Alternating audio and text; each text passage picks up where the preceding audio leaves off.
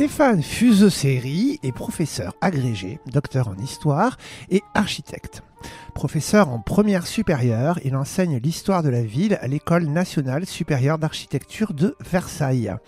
Le vendredi 19 septembre 2025, il était l'invité de la librairie Ombre Blanche à l'occasion de la parution de La destruction de Berlin, de l'explosion urbaine à Germania, 1860-1945, paru aux éditions La Découverte. Cette rencontre était organisée en collaboration avec le Goethe Institut.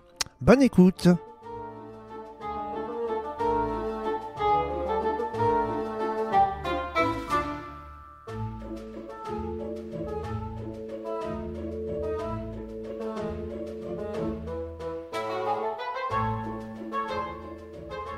Bonsoir alors. Merci d'être là. Je suis toujours ravi de voir que les rencontres qu'on programme au fur et à mesure de l'année, qui nous semblent intéressantes dans l'absolu quand on voit les livres, ou que les éditeurs nous appellent pour nous proposer un auteur dont ils nous assurent qu'il est vraiment formidable, de voir qu'au final, ça intéresse d'autres gens que nous. C'est assez rassurant sur notre travail. Et vraiment, je vous remercie d'être là. Ce soir, nous recevons Stéphane Fuseux-Séry. J'ai oublié de vous demander si c'était comme ça qu'on prononçait votre nom ou pas du tout. Oui, c'est ça, c'est très bien. C'est formidable. Merci, je suis donc rassuré. Pour un livre tout à fait formidable qui s'appelle La destruction de Berlin, de l'explosion urbaine à Germania 1860-1945, publié par les éditions de La Découverte, qui est un livre qui fourmille absolument d'informations. On apprend des choses sans arrêt à la lecture. C'est absolument formidable vraiment à lire comme expérience de lecture et qui est parfaitement clair.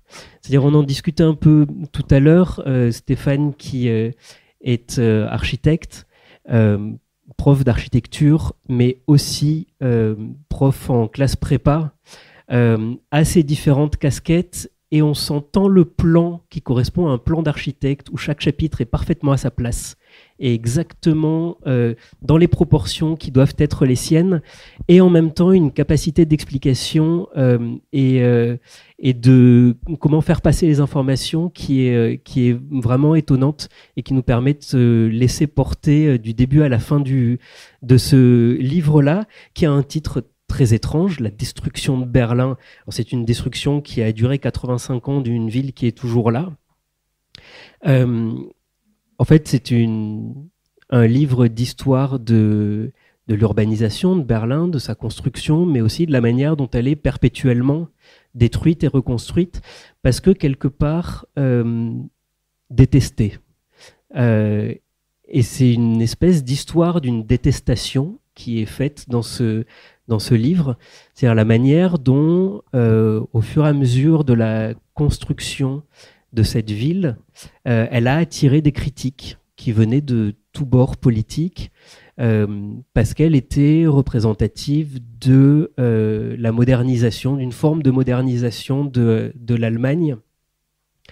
Et vous arrêtez, certainement vous pourrez nous expliquer pourquoi, en 1945, au moment où les bombardements de la fin de la Seconde Guerre mondiale détruisent une bonne partie de cette ville, non pas intellectuellement ou dans une optique de reconstruction, mais vraiment dans une destruction voulue comme telle.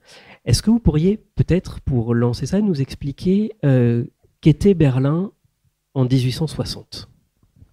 Oui, merci beaucoup Samuel pour cette présentation. Merci à la librairie Ombre Blanche d'organiser ces rencontres quotidiennes qui sont une chance formidable pour nous autres qui écrivons des livres, de pouvoir rencontrer un public de lecteurs et discuter des livres qu'on a mis beaucoup de temps souvent à écrire. Alors peut-être avant de répondre directement à votre question, le titre du livre, La destruction de Berlin, en fait évoque la destruction de Berlin par les nazis. Et par destruction de Berlin par les nazis, j'entends en fait non pas une mais 3 destructions successives, qui sont les 3 derniers chapitres du livre. D'abord, la destruction de ce que j'appelle le paysage psychique de Berlin. On reviendra sans doute sur ce paysage psychique. Donc c'est une expression que j'emprunte à ce grand écrivain qui a été Joseph Roth, qui a été un des grands chroniqueurs de la vie berlinoise dans les années 20, et qui, dans un texte très intéressant en 1933, évoque ce paysage psychique au moment où il s'apprête à être détruit par les nazis. Et par paysage psychique, il entend certains aspects de l'urbanité métropolitaine qui étaient apparus à Berlin, donc au terme d'un processus de croissance explosive qui est au cœur de cet ouvrage et dont on va parler, j'imagine, en détail, et que les nazis ont souhaité en effet détruire, annihiler, pour construire leur dictature, une dictature qui était à la fois fondée sur des principes disciplinaires, mais aussi sur des principes plébiscitaires. Et donc les nazis se sont employés au fond à reconfigurer l'ordre urbain dès leur montée au pouvoir. La deuxième destruction que les nazis accomplissent, elle est antérieure au bombardement, puisqu'il s'agit de la destruction physique de la ville dont ils ont hérité en quelque sorte. Et cette destruction physique, elle est provoquée, alors en tout cas elle est engagée par la mise en œuvre de ce projet Germania, qui est un projet de reconstruction et d'extension de Berlin que les nazis souhaitent mettre en œuvre.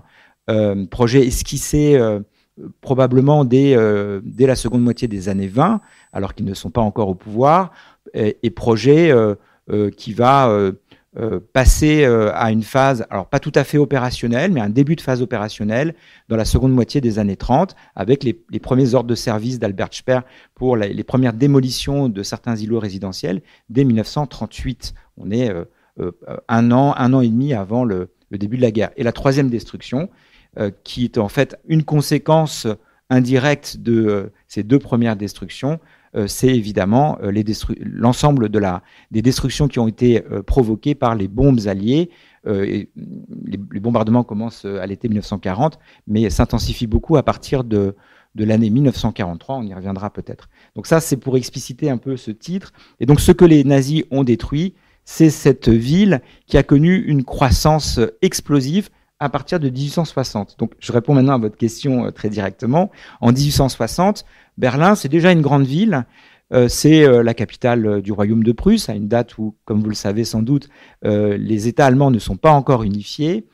C'est une ville qui compte peut-être un peu moins de 500 000 habitants, qui est très faiblement étendue dans l'espace.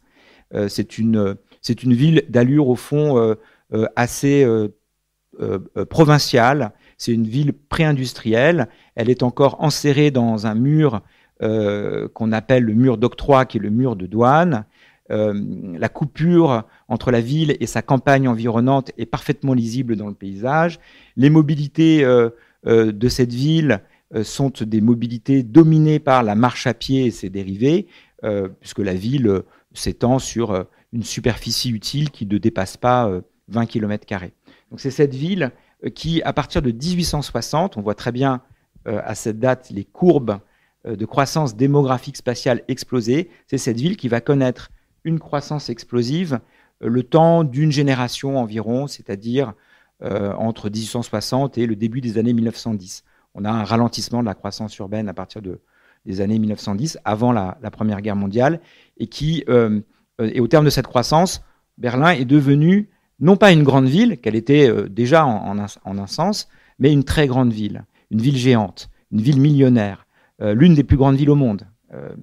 Au début des années 20, Berlin se classe peut-être au 4e, au 5e rang mondial, derrière des villes comme New York, Londres, Paris. Londres et Paris étant des très grandes villes également en Europe, mais dont le gigantisme est un fait beaucoup plus ancien et qui s'est étiré sur plusieurs siècles. Ce qui va singulariser cette explosion urbaine, c'est que Berlin accède à ce rang de ville géante en très peu de temps, cinquantaine d'années. Est-ce que vous pourriez dire à combien d'habitants arrive Berlin en 1910 ? Parce que moi, c'est quelque chose que j'imaginais pour des villes californiennes ou Chicago, mais assez peu dans la vieille Europe. Oui, vous avez raison de souligner ce point. Donc Berlin voit sa population multipliée par 8 environ, entre 1860, qui est ce point d'inflexion, que j'ai repéré bien sûr dans les courbes statistiques, et le début des années 20, c'est une ville qui compte peut-être 4,1 millions d'habitants. Elle continuera de voir sa population augmenter dans les années 20 et les années 30 pour atteindre une sorte de maximum pendant la guerre, autour de 4,4 millions d'habitants. Mais vous voyez, on a une croissance qui est très ralentie à partir du début des années 20.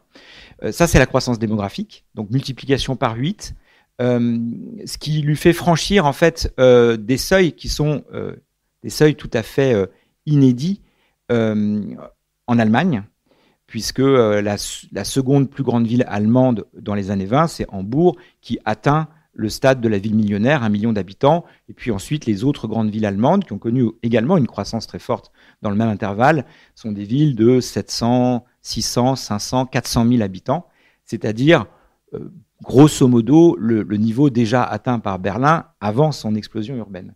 Donc ça, c'est la croissance démographique, et cette croissance démographique, elle s'opère aussi sous la forme d'une croissance spatiale dont le coefficient multiplicateur est encore plus important. On y reviendra peut-être, c'est lié au fait que au moment où commence l'explosion urbaine berlinoise, se mettent en place assez vite des systèmes de déplacement, des systèmes de transport mécanisés, c'est-à-dire rapides, qui permettent à la ville, pour la première fois, de s'étaler dans l'espace. Et donc, quand on regarde ce qu'a été la superficie utile de Berlin entre 1860 et 1920, on s'aperçoit qu'elle est multipliée par 50, peut-être même davantage, 70, si on intègre à cette superficie utile nécessaire au fonctionnement urbain, notamment tout le système d'assainissement de la ville, sous la forme notamment des champs d'épandage dans lesquels on va déverser les eaux usées de la ville. Donc une croissance démographique très forte, et une croissance spatiale proprement vertigineuse. Et vous avez raison de souligner le fait que c'est un fait unique en Europe. Il n'y a aucun équivalent en Allemagne, il n'y a pas d'équivalent non plus en Europe d'une croissance aussi explosive. C'est ce qui fait de Berlin un cas unique, singulier et particulièrement intéressant à observer. Et donc, peut-être faut-il insister là-dessus, puisque c'est vraiment le fait générateur de l'histoire que je raconte, cette croissance explosive. Puisqu'au fond, Berlin franchit des seuils inédits, seuils démographiques, j'en ai parlé, mais seuils métaboliques aussi, seuils métriques, et au terme de cette croissance, eh bien, c'est toute l'armature urbaine allemande qui a complètement changé de trajectoire. L'Allemagne, vous le savez sans doute, c'est un pays de forte tradition urbaine depuis le Moyen-Âge, mais c'est un pays de structure très décentralisée. L'Allemagne moderne, c'est un pays, c'est la patrie des petites villes, voire des très petites villes. À la veille de la croissance urbaine allemande, de l'urbanisation de l'Allemagne, vous avez très peu de grandes villes. Berlin est déjà une grande ville, j'ai dit moins de 500 000 habitants, mais au fond, on a une armature urbaine qui est dominée par les villes moyennes et les petites villes. À l'issue de ce phénomène de croissance explosive de Berlin, vous avez un phénomène de macrocéphalie urbaine, diraient les géographes, un phénomène d'hypertrophie urbaine. Je cite ce chiffre qui est très important à rappeler pour comprendre au fond la nature déstabilisatrice de ce fait générateur. Dans les années 20, un Allemand sur 14 est berlinois. C'est un ratio qui rapproche l'Allemagne d'un pays comme la France. La France, avec Paris et le désert français. Comme le dira Jean-François Gravier dans les années 40, on pourrait dire que l'Allemagne des années 20, c'est un pays qui a été transformé par cette croissance explosive, puisqu'on pourrait parler de Berlin et du désert allemand. Ce qui est tout à fait étonnant et déstabilisant pour un pays de structure décentralisée comme l'Allemagne. Et alors, ce qui est assez étonnant quand on suit l'évolution que vous présentez dans le livre, c'est qu'on a l'impression que personne ne l'avait trop prévu. C'est-à-dire, on a l'impression que pendant des années, Berlin grossit, mais vous parliez de l'évacuation des eaux usées, de choses comme ça. J'ai l'impression que ça se construit petit à petit un peu en réaction au nombre de gens qui arrivent. Alors peut-être d'abord, qui vient à Berlin? Parce qu'une population, elle augmente, mais ce sont des gens qui sont là et qui étaient ailleurs avant. Est-ce que ce sont les Berlinois eux-mêmes qui se sont reproduits extrêmement rapidement? C'est pas tout à fait le cas. Hein, c'est pas. Et j'ai eu l'impression qu'il y avait quand même quelques années où les plans d'urbanisme étaient un peu balbutiants. Alors, cette croissance, elle a été anticipée mais pas du tout dans ces proportions. Au moment où l'explosion urbaine commence, donc tournant des années 1860, Berlin sort d'une phase de croissance démographique continue, toute la première moitié du XIXe siècle, et les édiles berlinois anticipent une accélération de cette croissance. Ils l'anticipent parce que ils observent, comme tous les observateurs sociaux en Allemagne, que les migrations rurales commencent à s'accélérer en Allemagne, et Berlin se situe dans une position, dans une situation géographique qui explique qu'elles connaissent une intensification de ces flux donc d'immigration rurale plus fort qu'ailleurs en Allemagne, puisqu'elle est un peu à la fois une destination et un relais dans des migrations rurales qui globalement vont des campagnes vers les villes, donc, mais surtout vont d'est en ouest en Allemagne, dans un contexte où l'industrialisation en Allemagne commence à s'accélérer. Donc, les édiles berlinoises perçoivent très bien cela et élaborent un plan d'extension de la ville, qui est un plan assez connu, qui a été dessiné par un ingénieur qui s'appelle James Friedrich Obert et qui lui a donné son nom, le plan Obrecht, excusez-moi. Et ce plan prévoit en fait une extension urbaine pour une ville de 2 millions d'habitants. Et en effet, ce qui se passe, c'est que la croissance urbaine berlinoise va largement excéder ce calcul initial, puisque la ville va atteindre 4 millions d'habitants.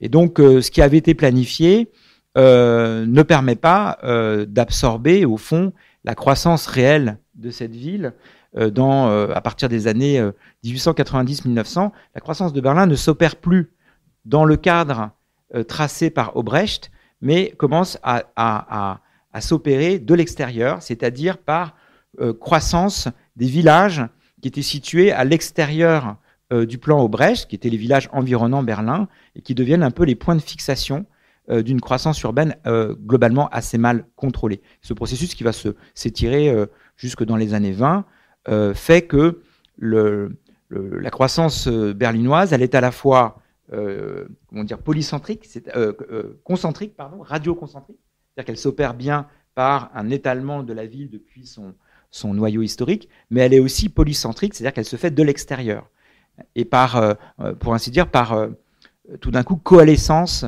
entre une ville qui grandit en s'étalant dans l'espace et des poches d'urbanisation rapide qui viennent au fond dessiner une sorte d'archipel urbanisé. Et quand vous regardez la forme qu'a cette ville géante dans les années 20, elle a la forme d'un archipel urbain avec, dès qu'on s'éloigne un tout petit peu du cœur urbain dense, une espèce d'intrication d'espaces construits, non construits, d'espaces naturels et d'espaces urbanisés, de champs et de cités d'habitation ou d'usines géantes. Vous voyez, donc une sorte de paysage dont on ne sait pas très bien dire s'il est urbanisé ou encore rural, un paysage un peu ambigu.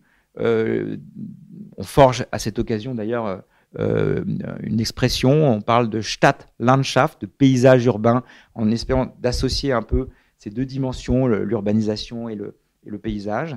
Voilà. Et donc, en effet, vous avez raison de rappeler que pour l'essentiel, cette croissance, elle produit un dessin de ville qui n'avait pas vraiment été planifié, anticipé, léguant par la même occasion quantité de problèmes urbanistiques, mais pas seulement. Et je suppose qu'avoir une ville, du coup, où une bonne partie de la population est d'origine rurale et vient de fermes dans la campagne allemande, ça a dû occasionner un certain nombre d'adaptations nécessaires dont vous parlez assez régulièrement, de cette espèce de choc de l'arrivée dans la grande ville et de comment apprendre à devenir un citadin. Oui, dans ce processus de croissance explosive, en effet, ceux qui alimentent cette croissance, c'était votre question initiale d'ailleurs, ce sont majoritairement des migrants ruraux. Au fur et à mesure que la ville grandit, la ville se transforme, elle est peuplée par ces migrants ruraux. On a un grand recensement en 1907 en Allemagne qui permet un peu de faire l'état des lieux des populations, des villes et des campagnes en Allemagne. Et on s'aperçoit à cette date, 1907, que 2/3 des Berlinois sont en fait des néo-berlinois qui viennent des campagnes environnantes, du Brandebourg d'abord, donc les campagnes qui sont un peu à proximité, mais de plus en plus de campagnes plus lointaines, de Poméranie, de Prusse orientale, à tel point d'ailleurs que le Berlin, le Berlin qui va tant fasciner dans les années 20, c'est quand même une ville essentiellement allemande, voire prussienne, quand on regarde sa composition par origine d'habitants. Donc la proportion entre ceux qui sont les Berlinois de souche, pourrait-on dire, les Alt-Berliner d'un côté, et donc ces migrants ruraux qui viennent s'installer en ville dans un contexte d'industrialisation accélérée, les Neu-Berliner, s'inverse naturellement. Et en même temps que ces migrants ruraux, au fond, s'installent en ville et adoptent un mode de vie qui est un mode de vie urbain, la ville se transforme. Et cette transformation, elle touche aussi les anciens Berlinois, les Berlinois de souche. Donc, au fond, tous ceux qui vont composer cette population berlinoise doivent, au fond, s'adapter à des transformations, à des bouleversements de leur ville, notamment à ce changement d'échelle, ce saut d'échelle très brutal, mais qui s'accompagne de toute une série de transformations, en effet, de ce qu'on appelle l'urbanité. C'est-à-dire que ça, c'est évidemment quelque chose qui est très important à rappeler. Cette croissance démographique et spatiale, elle n'a pas que des effets sur la forme de la ville. Elle a des effets sur le type d'expérience qu'on y fait au quotidien, sur ce qu'on va appeler l'urbanité. La croissance explosive de Berlin crée une urbanité qui est tout à fait nouvelle, tout à fait inédite, et qui suppose de la part de ceux qui habitent dans cette ville en pleine transformation, en effet, des processus d'adaptation à des formes de vie nouvelles. Et qui, d'ailleurs, alors, pour moi c'était quelque chose d'assez étonnant, marque le développement de Berlin dans ses habitudes, énormément, et notamment dans le fait qu'effectivement il y a ces zones d'agriculture à l'intérieur de la ville, les lacs nombreux, les parcs et forêts.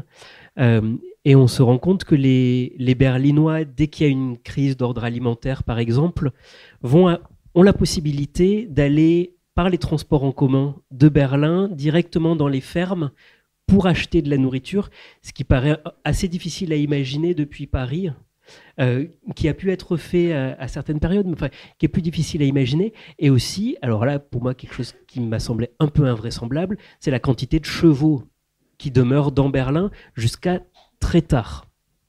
Oui, alors, dans ces transformations de la forme de la ville et par la même occasion de son urbanité, il y a une transformation qui touche les manières de se déplacer en ville. À l'évidence, une ville qui s'étend sur 20 km² ne peut pas fonctionner en termes de système de déplacement, de système de mobilité, dirait-on aujourd'hui, de la même façon qu'une ville qui s'étale sur à peu près 880 km², dont la superficie a été multipliée par 50 le temps d'une génération. Donc la croissance urbaine, elle s'accompagne d'une reconfiguration complète du système de mobilité de proximité. Et dans cette reconfiguration, ce qui est tout à fait frappant, c'est que les modes de déplacement qu'on va qualifier un peu improprement de traditionnels, bon, la marche à pied bien sûr, qui est toujours un mode de déplacement indispensable dans une ville, c'est encore le cas aujourd'hui dans nos villes évidemment, mais aussi les modes équins, donc tous les modes qui sont associés aux chevaux, non seulement persistent, résistent en même temps que se déploient des nouveaux modes de déplacement mécanisés, alors essentiellement liés au chemin de fer et à tous ses dérivés, donc tramway, chemin de fer urbain et métro à partir du début du XXe siècle. Donc non seulement ces modes traditionnels, dits traditionnels, résistent, coexistent avec les modes modernes, mécanisés, mais compte tenu des besoins de transport de proximité d'une ville en aussi forte croissance, en fait, leur part a même tendance à augmenter. Donc, en effet, il y a quelque chose qui est que les statistiques permettent de reconstituer de manière très claire, c'est le fait que la phase active de l'urbanisation correspond aussi à un boom du cheval à Berlin. Donc, dans le même temps où on construit des infrastructures ferroviaires de déplacement qui permettent d'assurer les relations fonctionnelles entre habitat, travail, loisirs, dans une ville qui s'étale dans l'espace, dans le même temps, on a aussi besoin de modes de transport, notamment de pondéreux, pour les biens matériels, les marchandises, qui ont une certaine souplesse. Or, avant que la voiture ne s'impose ou que les modes motorisés ne s'imposent, c'est le cheval qui tire des carrioles, par exemple, qui est rendu indispensable. Et donc, on a un boom du cheval qui est lié, au fond, à cette croissance urbaine et qui montre très bien que, dans une vision un peu historiographique traditionnelle d'un progrès technique qui s'opérerait de manière un peu linéaire, comme si les modes modernes se substituaient aux modes anciens dans une sorte d'histoire de conquête irrépressible. C'est pas du tout comme ça que ça se passe dans la réalité. Dans la réalité, la poussée de modernisation et la mise en œuvre de modes modernes techniques s'accompagnent d'une poussée de modes traditionnels et donc qui coexistent. Avec un effet alors qui correspond très bien à cette longue phase transitoire dans l'histoire des villes européennes, et Berlin en offre un très bon exemple, c'est que tous ces modes doivent coexister dans l'espace urbain. Et en fait, avec un effet que ça produit une sorte de désordre circulatoire très important. Parce que quand vous faites cohabiter sur la chaussée un tramway, une voiture, un piéton, un cycliste et une charrette à bras et une carriole tractée par un cheval, vous avez en fait un certain désordre circulatoire qui s'installe. Ces modes tous ces modes en fait se distinguent par des vitesses différentielles, mais aussi par, pour certains, de la rigidité, le tramway qui est assujetti au rail, d'autres de la souplesse. Et donc tout cela fabrique en effet une circulation très confuse dans les rues de Berlin, avec une conséquence notamment qu'on peut documenter, c'est la multiplication brutale du nombre d'accidents de la rue qui mettent en jeu des collisions, des piétons renversés. Et donc, ça fait partie, par exemple, de ces adaptations qui sont rendues nécessaires pour tous ces citadins qui deviennent citadins en même temps que leur ville se transforme et qui doivent apprendre à composer avec cette reconfiguration des flux, des mobilités au sein de leur propre ville. Et c'est pas juste une lubie d'historien, c'est-à-dire que Stéphane reproduit dans le livre des photogrammes de petits films éducatifs ou informatifs sur la nécessité de regarder avant de traverser. On parle quand même d'une ville dans laquelle il n'y a pas de signalisation unifiée. Il n'y a pas de marquage au sol, ce sont des rues pavées pour une bonne partie, pas de trottoir, pas d'endroit spécifique pour que chacun marche. Donc ça a l'air d'avoir été assez chaotique et d'être devenu un problème social. Alors c'est devenu un problème social. Les édiles, les autorités municipales s'en aperçoivent, font des efforts pour quantifier les accidents, les localiser, en comprendre les causalités. Donc on a quantité de statistiques et d'appareils statistiques qui se mettent en place essentiellement à partir des années 20, permettant de construire l'équivalent d'une accidentologie, permettant de hiérarchiser les facteurs accidentogènes et partant de mettre en œuvre des politiques d'aménagement permettant de résoudre ces problèmes circulatoires qui sont devenus dangereux pour les habitants. Et dans le même temps, les habitants eux-mêmes doivent, au fond, développer de nouvelles compétences routinières, des compétences psychomotrices, pour, en effet, savoir traverser la chaussée sans danger, prendre garde de regarder à gauche puis de regarder à droite pour éviter d'être renversé par un tramway ou une automobile masquée par un tramway, et le tout avec l'agilité que suppose l'agilité psychomotrice, que suppose ce type de petite épreuve spatiale. Et en effet, on peut voir comment un double processus adaptatif se met en place sur ce terrain, essentiellement dans les années 20, avec d'un côté donc des politiques d'aménagement, des politiques qu'on pourrait qualifier de technocratiques, et de l'autre des mécanismes plus spontanés d'acquisition de nouvelles compétences par ces citadins. Et au fond, on a là une sorte d'acclimatation à ces nouvelles formes de vie dans la très grande ville qui s'opèrent à la fois par le haut et par le bas, sous la forme de politiques et de politiques mobilisant des techniques, et par le bas sous forme plutôt de bricolage,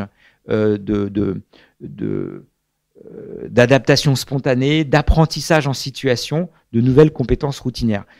Alors, cet exemple-là, il est pas mal développé dans le livre, mais on pourrait faire le même type d'analyse pour d'autres domaines.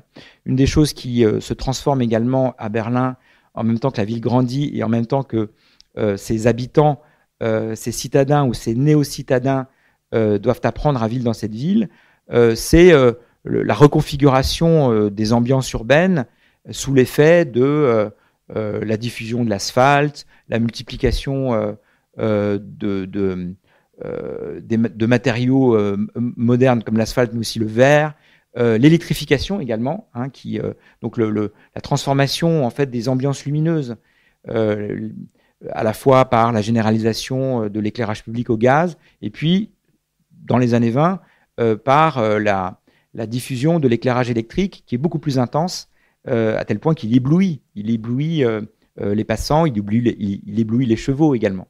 Donc on a un même enjeu au fond d'adaptation à cet environnement sensoriel nouveau qui se pose pour ces citadins et ces néo-citadins.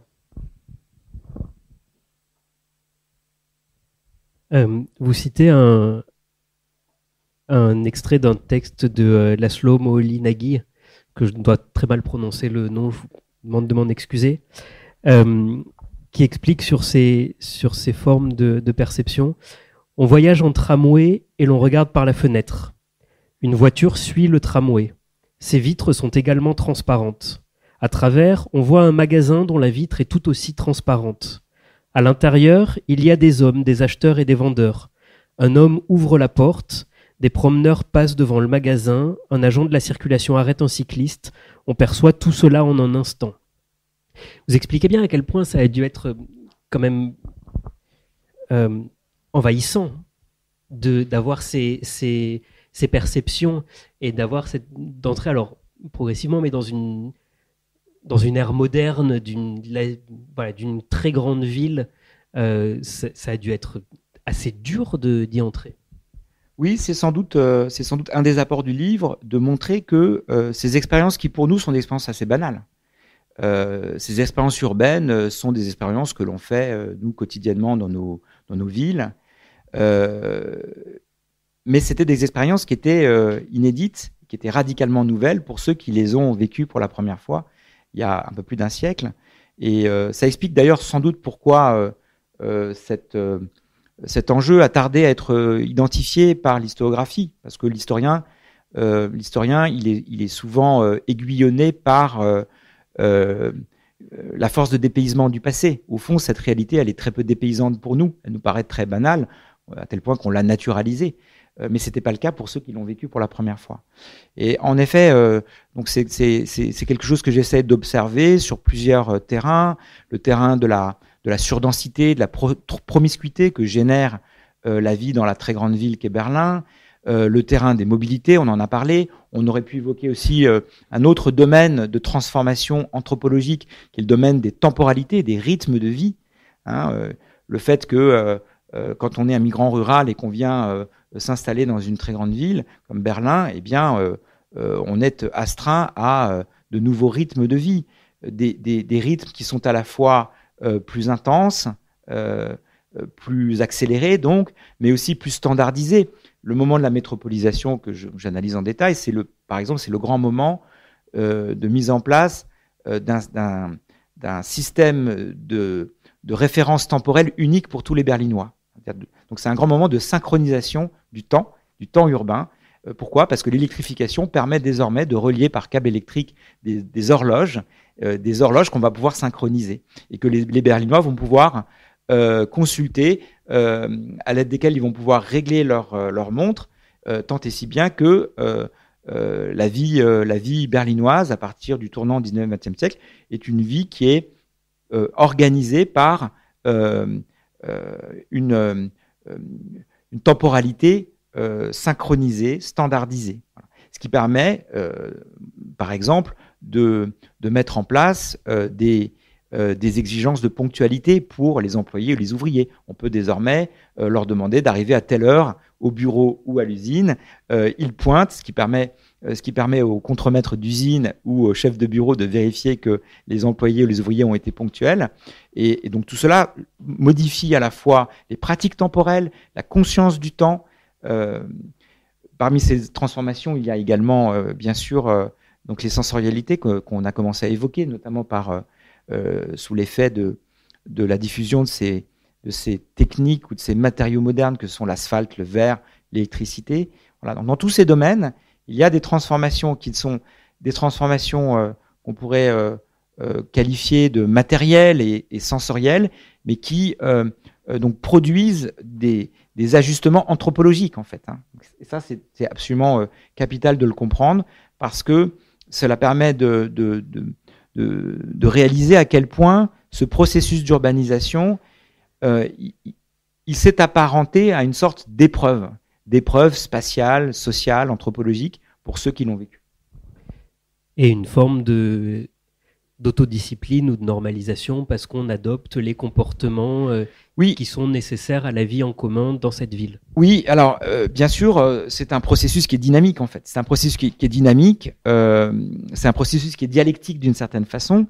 Et ce que j'observe, qui est assez fascinant, c'est de voir en effet comment se mettent en place des dynamiques adaptatives qui vont progressivement atténuer ces problèmes. Hein. On voit très bien dans les statistiques, par exemple les statistiques d'accidents qu'on évoquait tout à l'heure, comment les courbes explosent dans les années 20, du fait notamment de l'irruption du trafic automobile.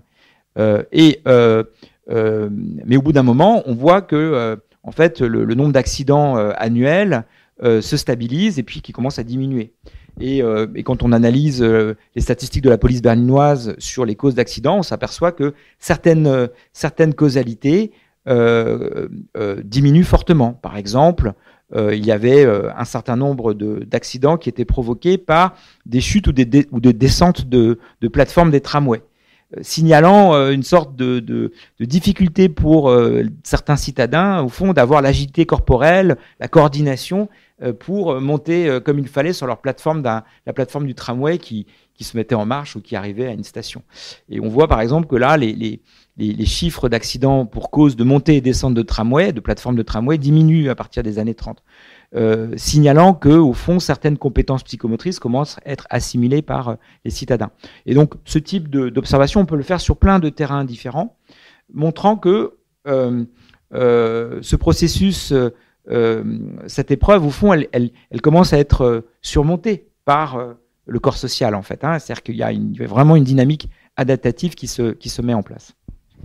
On va être obligé de passer sur certains de mes chapitres préférés sur la normalisation de la signalétique routière ou sur les questions de bruit qu'il peut y avoir dans la ville ou sur ces choses-là. C'est malheureux, mais ce changement anthropologique, il introduit aussi un certain nombre de critiques qui s'inquiètent énormément du devenir Berlin de l'Allemagne. Oui, donc cet ensemble de transformations dont on vient de rappeler qu'elle avait été en un certain sens une épreuve générationnelle, elle suscite beaucoup d'inquiétudes en Allemagne. Hein. Alors, sur le terrain de ces transformations anthropologiques, mais aussi sur beaucoup d'autres terrains. Beaucoup d'observateurs sociaux se préoccupent de cette évolution, l'irruption, le surgissement comme ça en plein cœur de la Prusse d'une ville géante. Beaucoup d'observateurs sociaux s'inquiètent, par exemple, ils n'ont pas tort de le faire d'ailleurs, du coût écologique de cette forme urbaine nouvelle qui paraît exorbitant. Beaucoup d'observateurs sociaux s'inquiètent de l'effondrement des taux de natalité, par exemple. Donc, on sait que l'urbanisation s'accompagne d'un changement de régime démographique. On passe d'un régime de natalité forte à un régime de basse natalité. ça va de pair avec sans doute les modes de vie citadins, les taux d'activité féminine, des changements anthropologiques qui sont assez structurels en fait.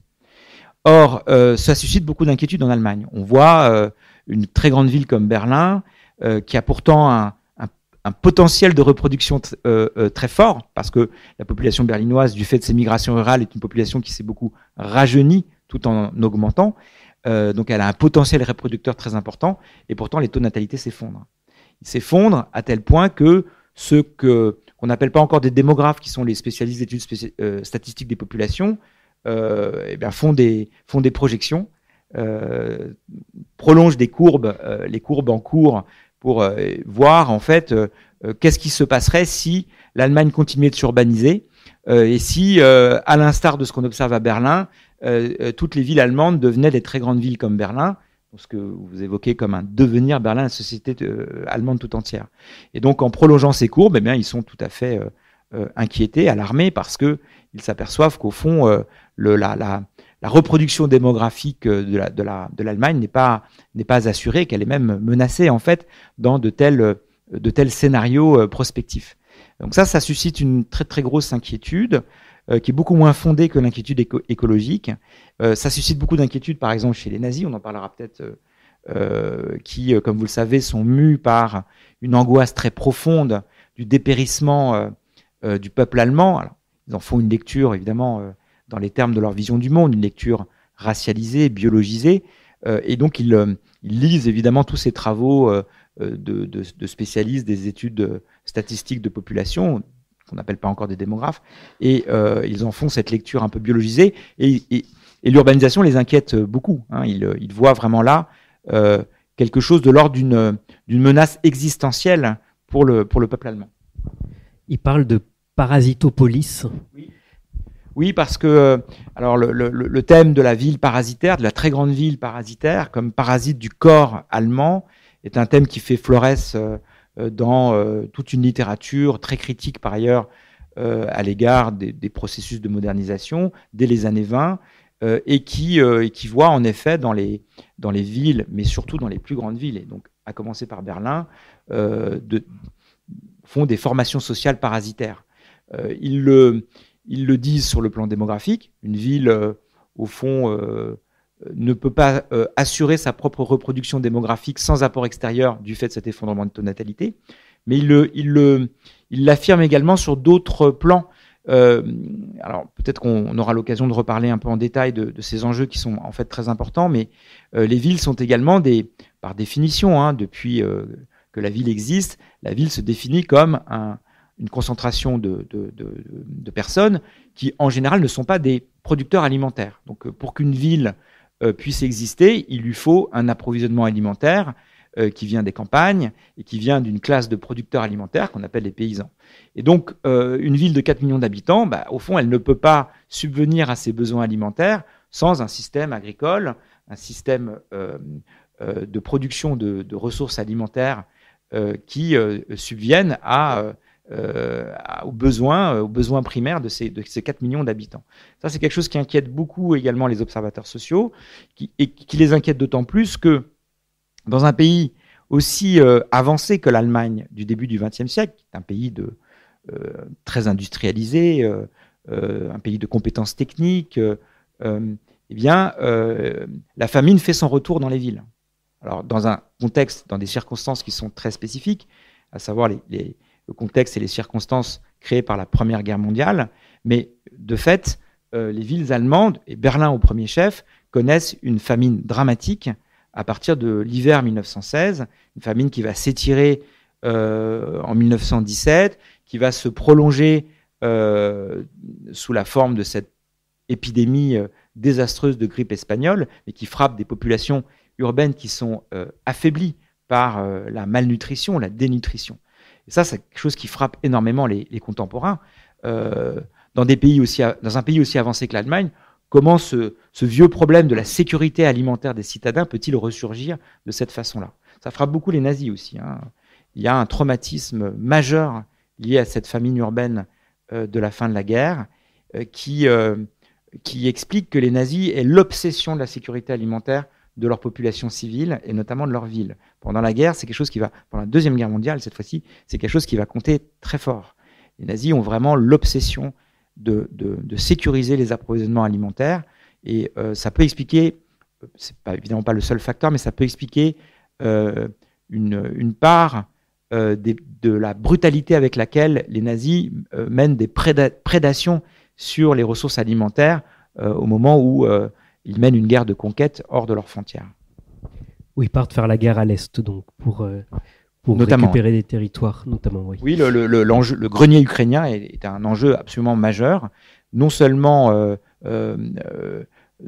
dans l'optique qui est de favoriser l'approvisionnement de la Wehrmacht, mais avant tout parce qu'il faut pouvoir assurer le ravitaillement alimentaire des villes allemandes et éviter que ne se reproduise le scénario de 1916-1917, qui est un scénario dont les nazis ont pleinement conscience, qui a provoqué l'effondrement du Deuxième Reich, l'effondrement de l'Empire, le discrédit de ses élites au pouvoir, ses élites traditionnelles, et qui a donc précipité ce qui est le cauchemar absolu du point de vue nazi, à savoir la révolution de novembre 1918 en Allemagne, et notamment à Berlin. Donc il faut tout faire pour éviter que ce scénario se reproduise.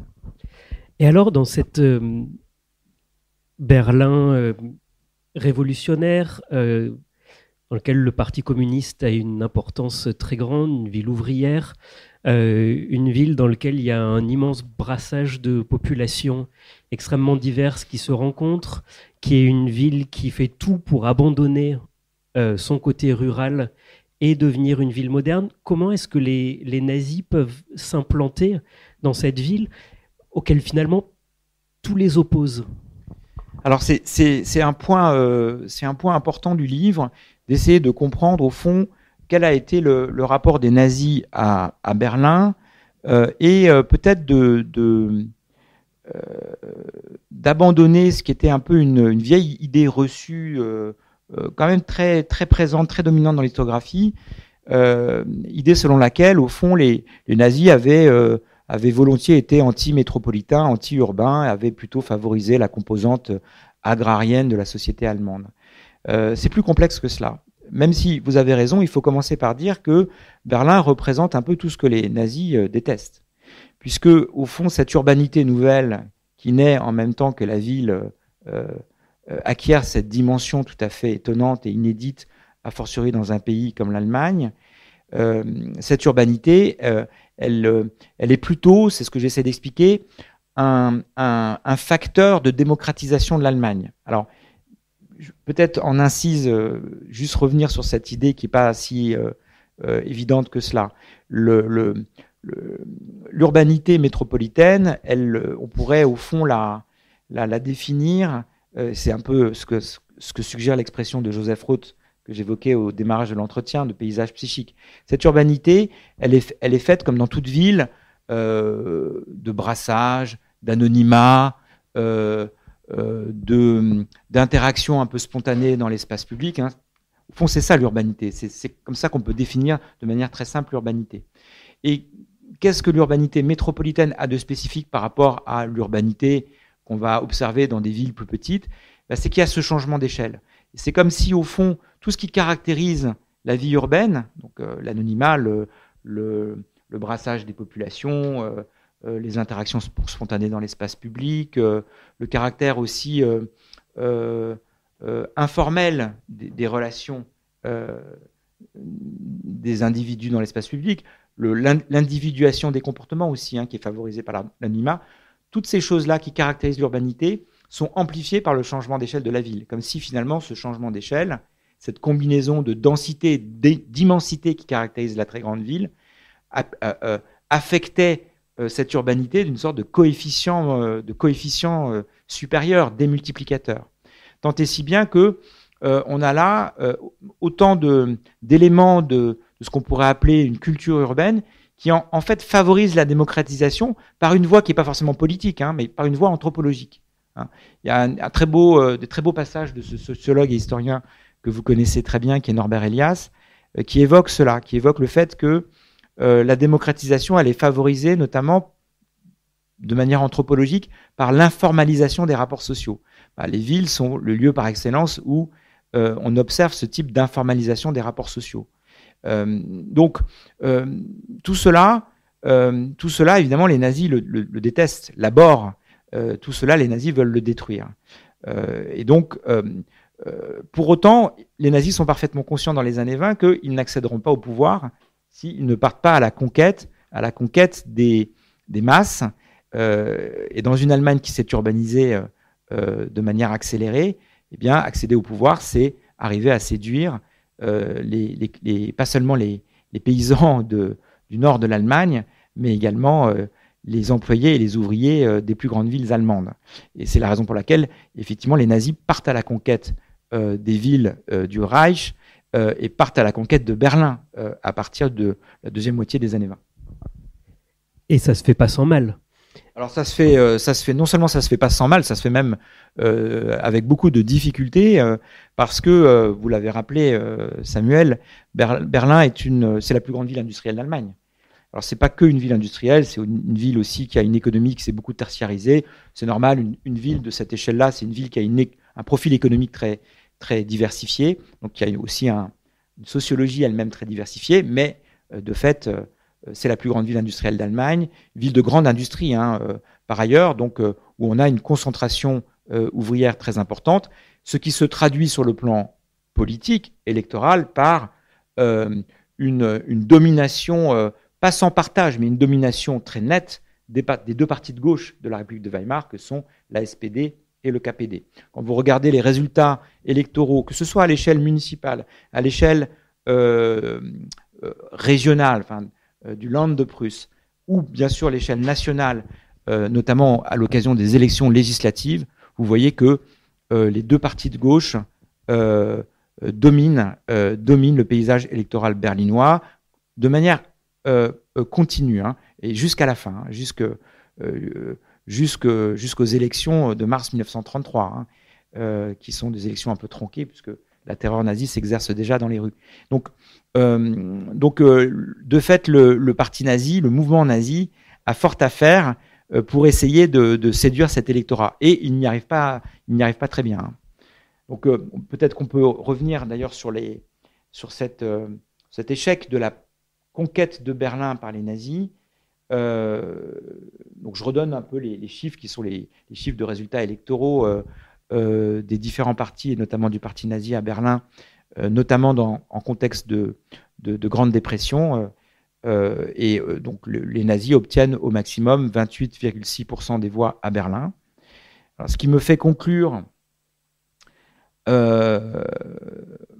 avec, je l'espère, nuance, premièrement l'échec donc de la stratégie de conquête du pouvoir nazi à Berlin, puisqu'au fond, il n'arrive jamais qu'à séduire qu'un bon quart de l'électorat berlinois, et en même temps, c'est quand même un peu plus d'un quart. Donc, l'ascension nazie à Berlin n'est pas irrésistible, mais elle n'est pas totalement résistible non plus. Elle crée une situation qui est une situation, au fond, de crise, une situation ambiguë.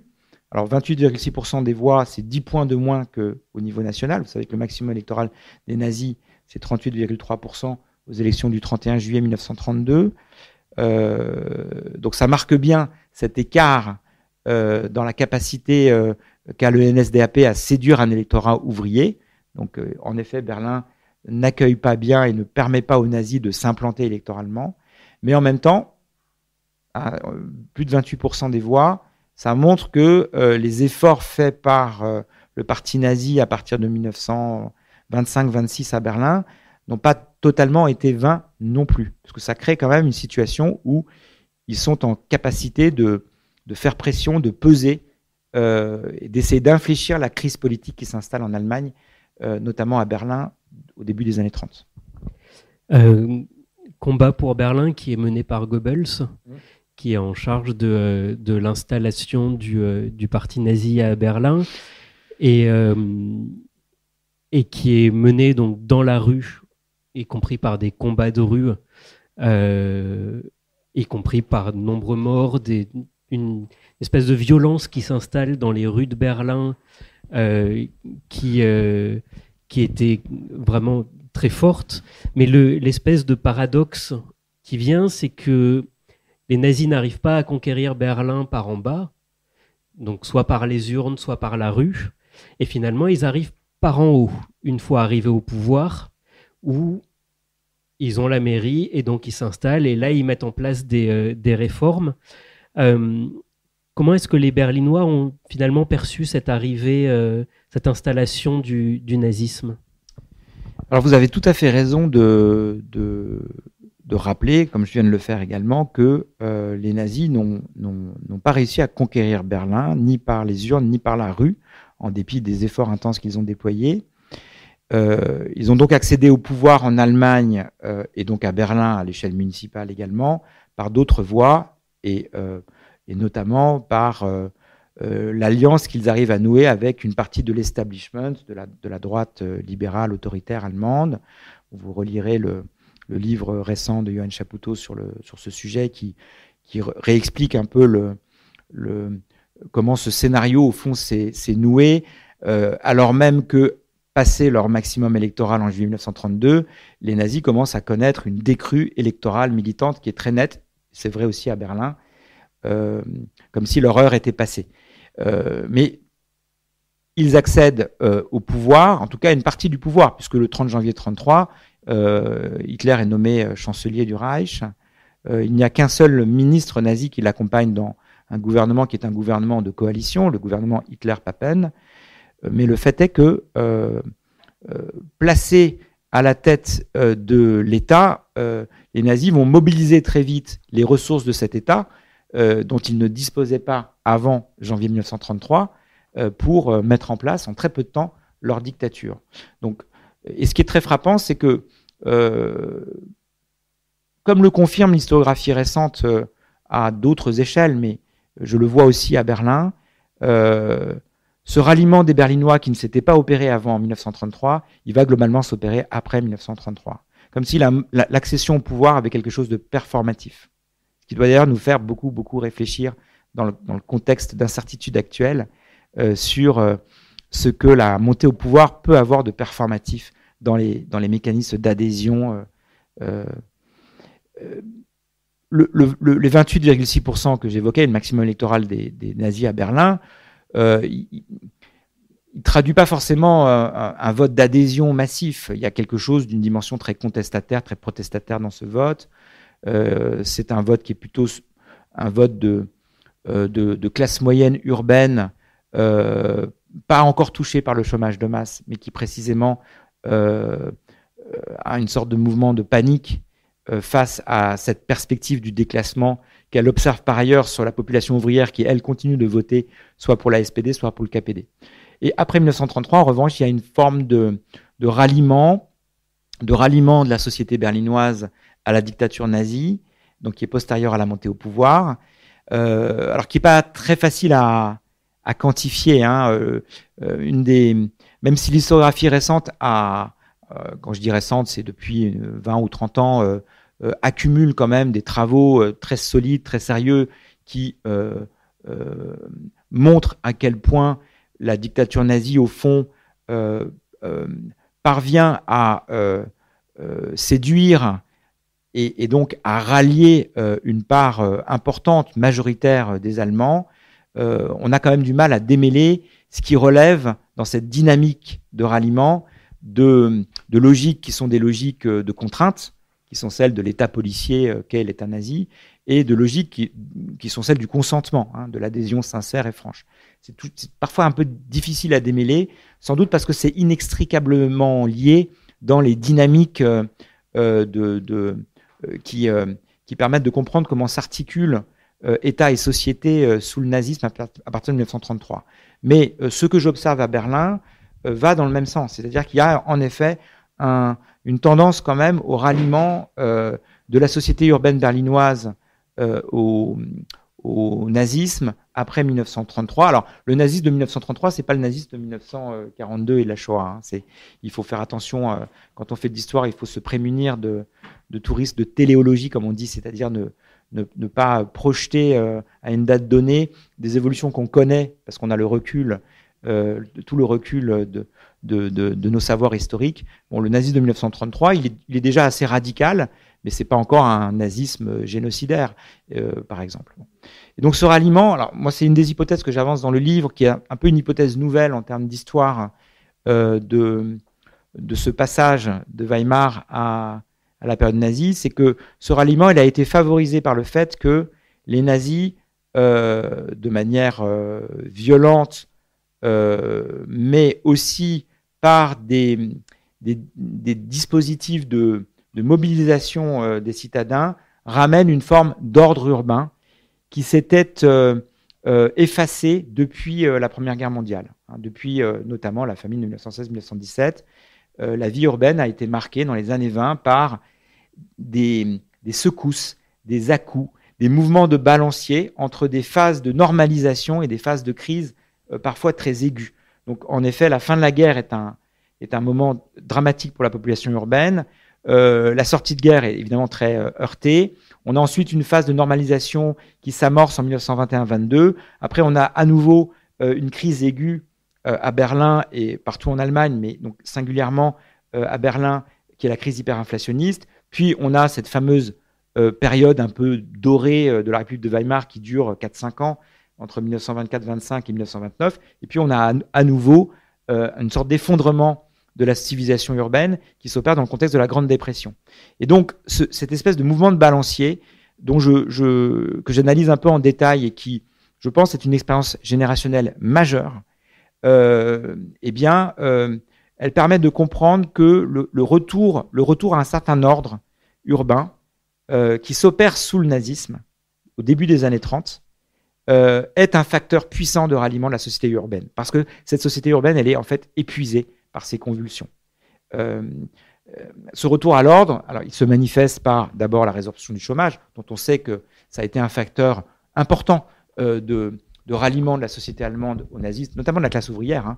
Quand bien même on sait par maintenant des travaux d'historiens de l'économie que c'est moins les politiques économiques nazies qui ont permis cette résorption du chômage de masse que un contexte économique international où la reprise de toute façon s'opérait à peu près partout. Donc on peut imaginer, si on fait un peu d'histoire contrefactuelle, que le chômage se serait résorbé en Allemagne sous une autre autorité que celle des nazis. Mais cette résorption du chômage accrédite l'impression d'une efficacité des politiques nazies qui est très illusoire, parce que je montre aussi avec d'autres exemples à quel point les politiques nazies sont souvent très inefficaces. En tout cas, ça accrédite cette impression d'efficacité nazie et ça s'accompagne de toute une série de retours à la normale dans la vie métropolitaine, reprise de la fréquentation du tramway, par exemple, qui s'était effondré en contexte de Grande Dépression, retour de la lumière artificielle. Alors grâce aux riches statistiques de la ville de Berlin, j'ai pu montrer que pendant la Grande Dépression, l'intensité lumineuse permise par l'éclairage au gaz et à l'électricité avait chuté de moitié par rapport à 1928-1929. Donc là, il y a un retour de l'éclairement des rues, en fait, qui accrédite cette impression de retour à la normale. Donc il y a plusieurs domaines comme ça de la vie quotidienne, de la vie métropolitaine, où les Berlinois ressentent une forme de soulagement parce qu'on revient au fond à cette impression que l'ordre urbain se réinstalle. Alors le domaine dans lequel c'est le plus manifeste, mais de manière tragique, c'est que cette longue séquence qui va de la fin de la guerre jusqu'en 1933, peut-être 34 encore, elle est marquée par beaucoup de violence dans l'espace public. Alors des violences qui sont épisodiques, qui sont beaucoup donc favorisées aussi, notamment à la fin des années 20, par cette stratégie de conquête du pouvoir par les nazis, qui échoue globalement. Et donc de fait, l'installation de la dictature nazie va de pair avec un estompement, un effacement des violences publiques, des violences dans l'espace public.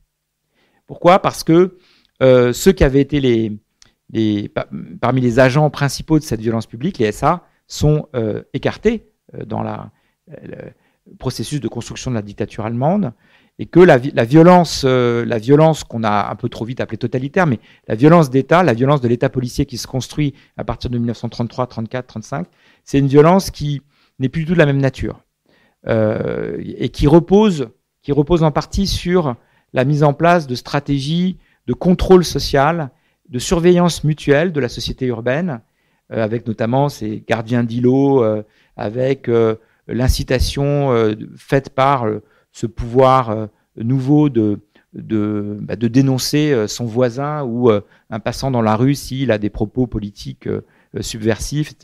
Mais c'est pas le même type de violence.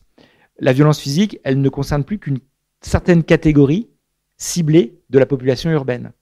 Alors les juifs, bien sûr, mais aussi, ça c'est très important de le rappeler, parce que c'est un apport aussi un peu du livre, quantité d'autres catégories de la population urbaine qui étaient qu'on considérait que beaucoup de citadins considéraient comme fauteurs de troubles. Les mendiants, par exemple. Les mendiants dans la rue. On a plusieurs campagnes menées par les pouvoirs municipaux nazifiés littéralement de nettoyage des rues. On rafle les mendiants et puis on ramène comme ça une sorte de sentiment de sécurité dans les villes. Voilà. Et donc, il y a comme ça tout un processus d'invisibilisation de certaines catégories qui, elles, ont fait évidemment l'objet de pratiques très violentes, mais qui accréditent aussi cette impression d'un retour à l'ordre, d'un retour à la normale dans la vie urbaine. Et c'est, je crois, un facteur, c'est un des apports du livre en tout cas, c'est un facteur qui a sans doute beaucoup contribué à ce ralliement un peu étonnant de la société urbaine berlinoise, qui n'avait pas beaucoup voté pour les nazis, à ce qu'est au fond le nouveau pacte social et politique que proposent les nazis dans les années 30.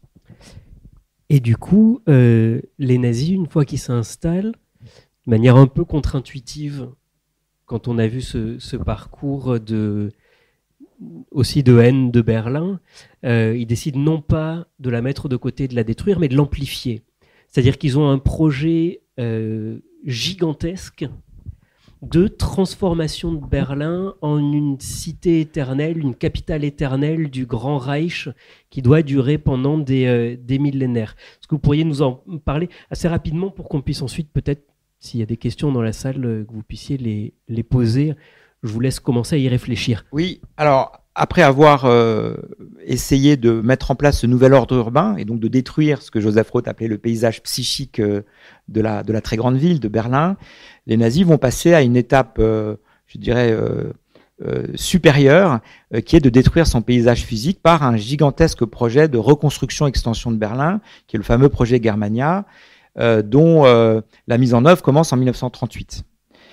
Donc c'est Albert Speer qui est chargé par Hitler de concevoir et de mettre en œuvre ce projet. Et il s'agit pour les nazis donc de transformer Berlin, de reconfigurer et de transformer Berlin pour en faire une ville de peut-être 8 ou 10 millions d'habitants. Donc ça, c'est aussi une des choses que je rappelle dans le livre. Contrairement à une vieille idée reçue, les nazis sont pas anti-métropolitains. En fait, ils reçoivent en héritage cette révolution urbaine qu'a connue l'Allemagne, et au cœur de cette révolution urbaine, ils décident de faire une sorte de tri, en fait, de rejeter certains aspects de cette révolution urbaine, donc tout ce qui fait la substance de la vie métropolitaine et qui favorise sans doute par une voie anthropologique la démocratisation. Ça, ils le rejettent, ils le détruisent. En revanche, ils vont souhaiter conserver et même amplifier d'autres aspects de cette révolution urbaine. Donc, la première, c'est la centralisation des territoires. Le fait que dans ce pays de structure décentralisée qu'est l'Allemagne, tout d'un coup, une ville primatiale soit apparue, qui déséquilibre le peuplement de l'Allemagne tout entière, ça, c'est quelque chose que les nazis vont non seulement recevoir très positivement, mais souhaiter amplifier, pour faire de Berlin une ville impériale, une ville primatiale impériale, à une échelle qui est celle du Grand Reich, qui sera créé à la suite d'un processus de colonisation de l'Est européen. Ça, c'est une première dimension très importante. La deuxième, c'est que les nazis vont également, au fond, chercher à utiliser tout ce qui relève des mécanismes d'autorégulation de la ville. Le fait que la vie métropolitaine, elle n'est possible au fond que par toute une série de mécanismes informels d'autorégulation dans l'espace public notamment. Les nazis l'utilisent pour précisément tenter de mobiliser cette population citadine, mais dans un cadre physique et spatial qu'il souhaite transformer. Donc le projet Germania, c'est un peu la concrétisation de ce projet à la fois géopolitique et biopolitique nazi. Et donc c'est un projet, alors si on devait le résumer en 3 points principaux, alors, dans un ordre qui n'est pas tout à fait anodin, c'est d'abord un projet de reconstruction, extension de la ville pour et par la voiture. Donc ça, c'est quelque chose qui n'a pas été assez bien montré par l'historiographie sur Germania, mais ce qui est la base du projet d'Albert Speer, c'est d'abord de redessiner un maillage infrastructurel, routier, hyper routier, et c'est d'ailleurs, pour ainsi dire, quasiment le seul héritage matériel de Germania, hein. C'est l'anneau autoroutier qui aujourd'hui encore existe autour du Berlin et qui devait en fait dessiner la limite nouvelle d'une ville qu'on souhaitait donc étendre encore plus dans l'espace. Donc ça, c'est le premier point. Le deuxième point, c'est que ce maillage infrastructurel très routier doit donc servir de support à une ville qu'on étend dans l'espace. Donc Germania, c'est, là encore, il faut vraiment y insister, c'est un projet d'extension urbaine. On commence à planifier la construction de centaines de milliers de cités d'habitation nouvelles dans les espaces interstitiels entre la ville géante et cet anneau autoroutier. Donc on prévoit d'artificialiser des centaines de milliers d'hectares pour construire ces cités d'habitation nouvelles. Et puis, troisièmement, c'est une refonte monumentale au sens littéral de Berlin, c'est-à-dire la création dans ce Berlin dont les nazis héritent, dont la croissance a été mal planifiée, eh bien d'une sorte de parure monumentale gigantesque, à la manière de la parure monumentale de la Rome antique, donc le grand référent qu'utilise Speer pour imaginer ce projet de reconstruction, c'est la Rome du Bas Empire. Et donc au cœur de ce maillage infrastructurel routier et de ces cités d'habitation nouvelles, on a un projet urbain très grandiloquent, d'architecture néoclassique, d'échelle pas très néoclassique, c'est-à-dire d'échelle plutôt américaine, hein, puisque les bâtiments en pierre de style néoclassique que Speer commence à imaginer et à faire dessiner à ses équipes d'architectes sont des bâtiments qui ont parfois la taille de gratte-ciel. Alors, le livre a notamment dans sa couverture une vue intérieure de la maquette en bois de ce que aurait pu être la grande halle, la halle du peuple du projet Germania. La halle du peuple est un bâtiment qui doit être la couronne urbaine de ce projet de reconstruction de Berlin. Et cette halle, elle devait à peu près avoir 330 mètres de hauteur, donc la hauteur de la Tour Eiffel à Paris. Elle devait permettre de réunir jusqu'à 180 000 personnes. Donc il y a une sorte de paradoxe dans cette architecture de Germania qui a longtemps été commentée comme l'expression d'une sorte de folie des grandeurs, de mégalomanie nazie. C'est à la fois vrai et pas très intéressant de le dire comme ça, parce qu'en réalité, ce gigantisme d'une architecture par ailleurs qui est une architecture dont le référent est plutôt archaïque, hein, le Panthéon romain ou la Rome du Bas-Empire, ce gigantisme a une fonction politique, hein, a une fonction géo- et biopolitique dans l'esprit des nazis.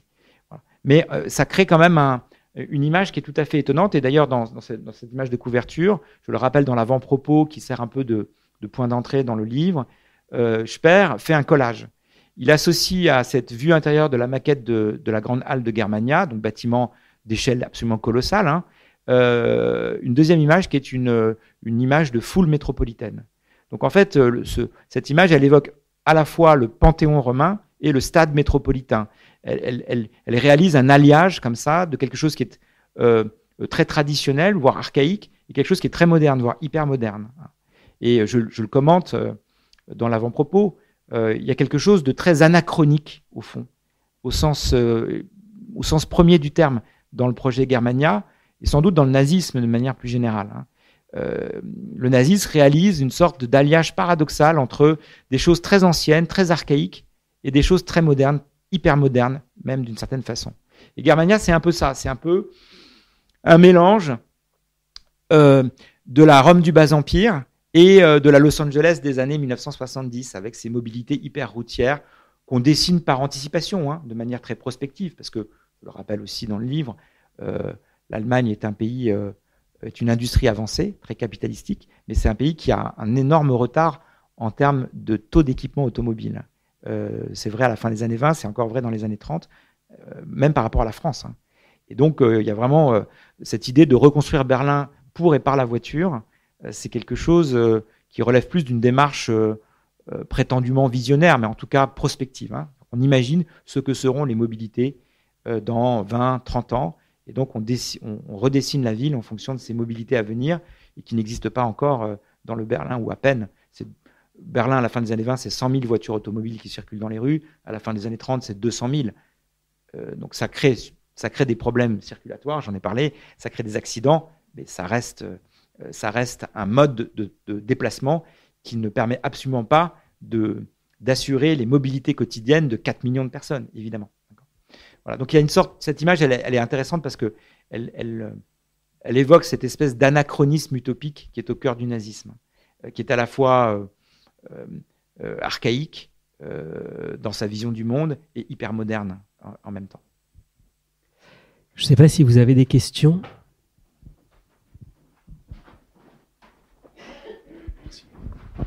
Merci pour votre intervention, ça marche, oui. Bon. Je ne suis pas du tout spécialiste, mais j'ai entendu parler, face à l'urbanisation croissante, un mouvement de jeunesse qui exprimait son rejet, sa nostalgie du retour à la nature, les Wandervögel, je prononce comme je peux, et qui auraient été récupérés par les nazis. Donc ça a dû être le cas aussi à Berlin, j'imagine. Alors, l'urbanisation explosive, elle provoque en effet, au tournant du 19e et du 20e siècle, un ensemble de réactions, de rejet de ce que les modes de vie métropolitains provoquent de nuisances réelles ou supposées.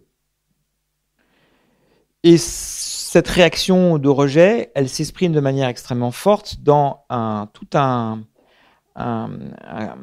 courant réformateur qui entend réformer la vie, la vie quotidienne et les modes de vie, qu'on appelle Lebensreform en Allemagne au tournant du 19e, 20e siècle, réforme de la vie, réforme pour la vie, et à l'intérieur desquels vous allez trouver en effet ces oiseaux migrateurs qui sont donc ces mouvements associatifs de jeunesse qui organisent des randonnées hors des villes, hors des grandes villes polluées, pour permettre aux jeunes garçons de se régénérer au contact de la nature. Mais on pourrait évoquer dans le même ordre d'idées le mouvement végétarien, le mouvement écologiste, qui est très important en Allemagne au tournant du siècle, un certain nombre d'initiatives réformatrices un peu utopiques, consistant en effet à créer des modèles d'habitat et de villes loin des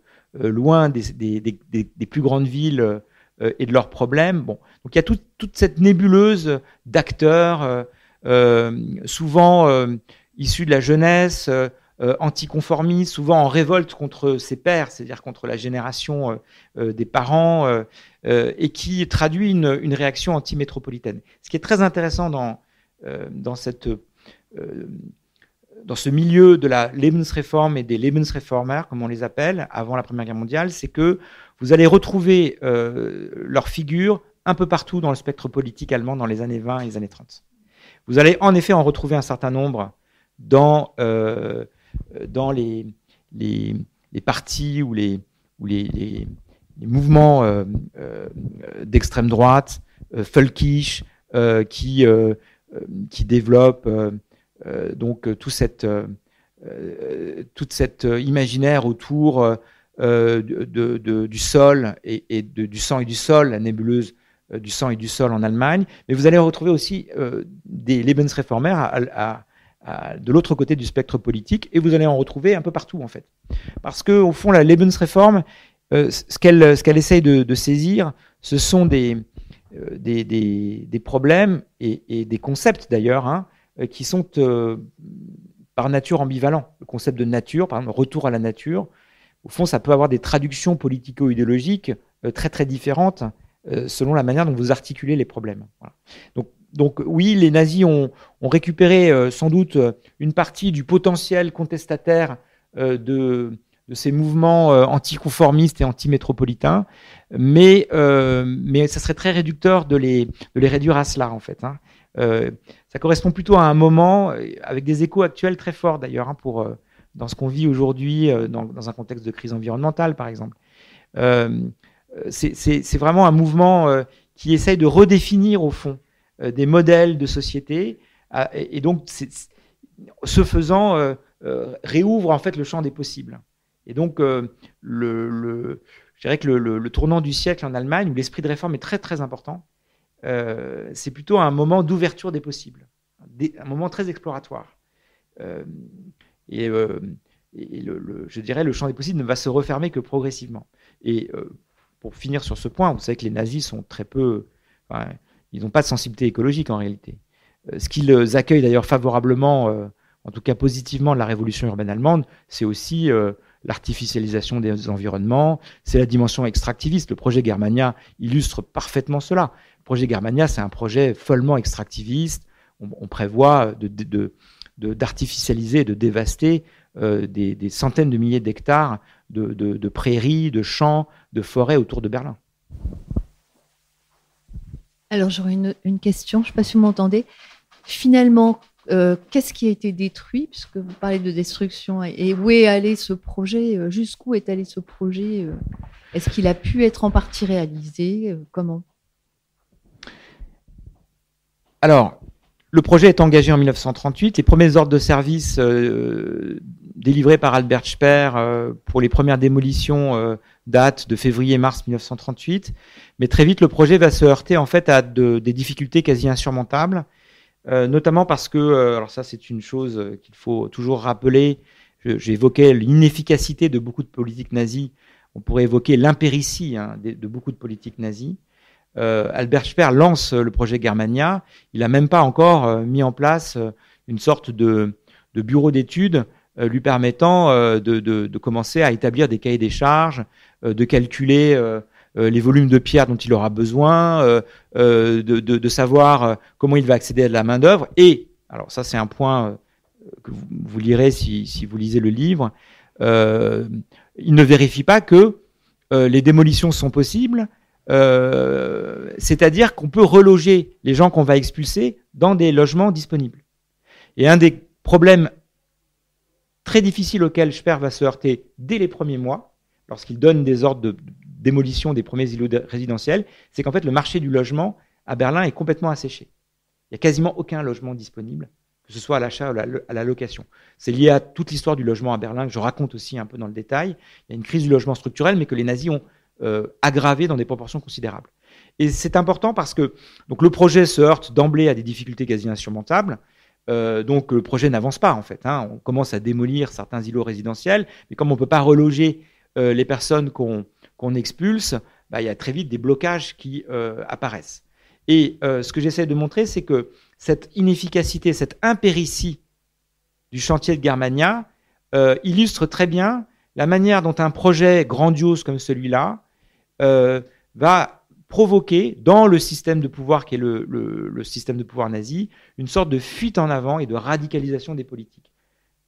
Ce qui illustre très bien cela en filant cet exemple, c'est que Speer, se heurtant en fait à ces premiers blocages dès le printemps 1938, dès l'été 1938, eh bien, va imaginer en fait trouver la solution en allant expulser les Juifs de leurs appartements de Berlin. Et donc dès le mois de septembre, on voit Speer à l'œuvre. Donc avant le pogrom des 9 et 10 novembre qui intervient de manière totalement indépendante de cette histoire, on voit Speer à la manœuvre pour essayer de faire recenser d'abord les appartements détenus par des Juifs, notamment des grands appartements, plutôt dans l'ouest bourgeois berlinois, et tout mettre en œuvre pour obtenir les coudées franches dans l'appareil d'État nazi pour expulser, quasiment sans contrepartie, ces propriétaires ou ces locataires juifs de leurs appartements berlinois. C'est intéressant de voir que le pogrom des 9 et 10 novembre 1938 vient télescoper en fait cette initiative de Speer qui s'en inquiète beaucoup. Parce que vous savez qu'après le pogrom des 9 et 10 novembre, les hiérarques nazis décident d'accélérer la politique d'arianisation des biens juifs, y compris de leurs biens personnels, pas seulement des entreprises, et arrêtent massivement des dizaines de milliers de juifs en Allemagne.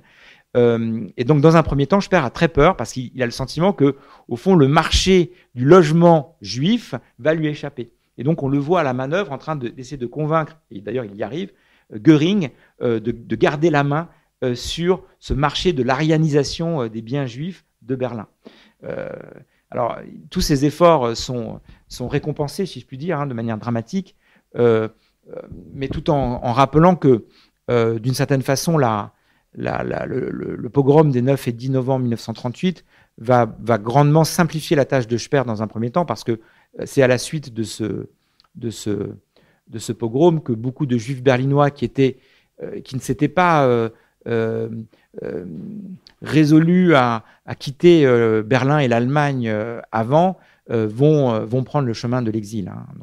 Donc libérant de fait leurs appartements pour les politiques mises en œuvre par Speer pour construire Germania. Mais ça, c'est un exemple qui montre à quel point la mise en œuvre mal préparée de ce projet grandiose entraîne une sorte de fuite en avant.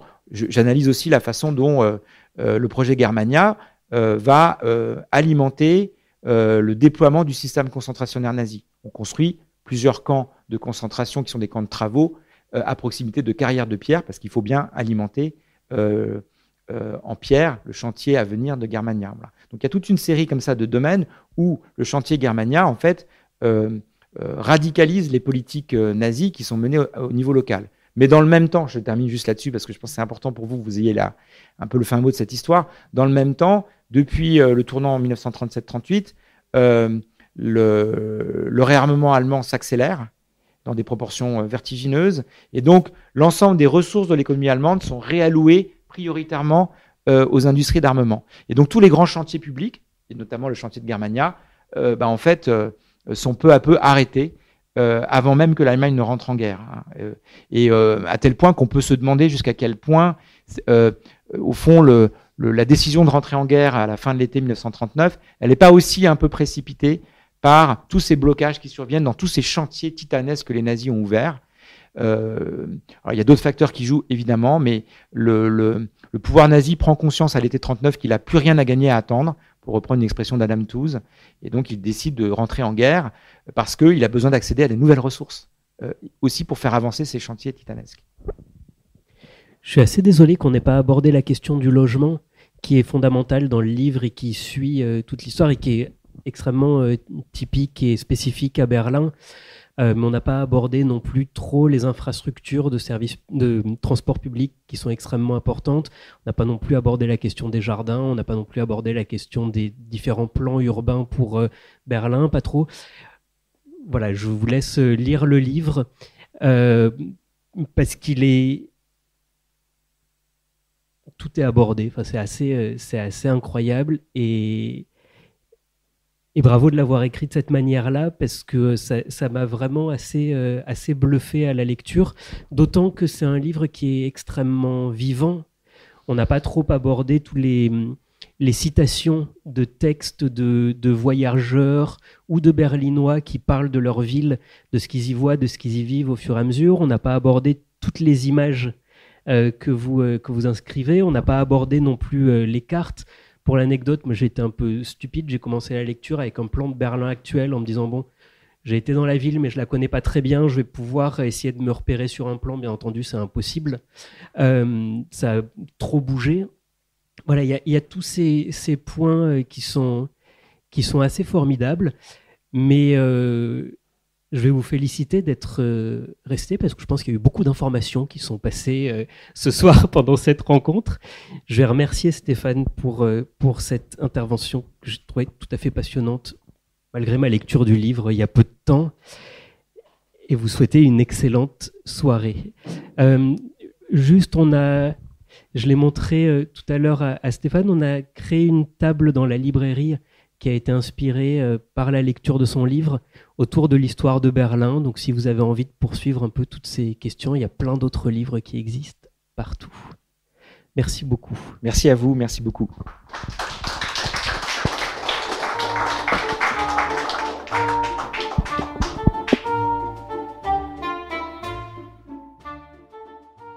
Stéphane Fuseseri a aussi publié Le choc des métropoles Simmel, Krakauer, Benjamin aux éditions de l'Éclat en 2008 avec Philippe Simet, ainsi que la première édition francophone du Matériau à l'architecture de Laszlo Moholy-Nagy aux éditions de la Villette en 2016, toujours avec Philippe Simet. Il est aussi le cofondateur de l'agence d'architecture et d'urbanisme AFL, Atelier Fuseseri Landauer. Vous venez d'écouter une rencontre enregistrée à la librairie Ombre Blanche le vendredi 19 septembre 2025. Réalisation et mise en onde Radio avec la collaboration de Radio Radio Plus et Radio Terre.